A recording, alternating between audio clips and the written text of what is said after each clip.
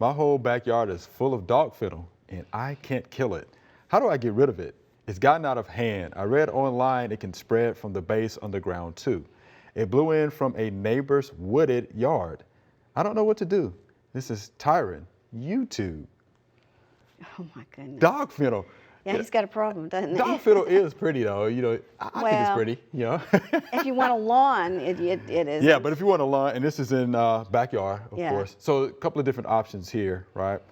You better get it when it's young and actively growing, okay? Because when it matures and gets old, it gets tough and woody, okay? So you can mow it, you know, to exhaust it of its carbohydrates, right? Okay. But culturally, thick stand of grass, right? Fertilize according to your soil test, water appropriately. Yes. Those are your cultural practices. If you want to use chemicals, there's a couple that come to mind, right? Triclopyr, which is brush killer, okay, can be used. Read and follow the label on that. Glyphosate, you know, something else that can be used, but you just have to be careful, you know, in this setting when you're using it, okay?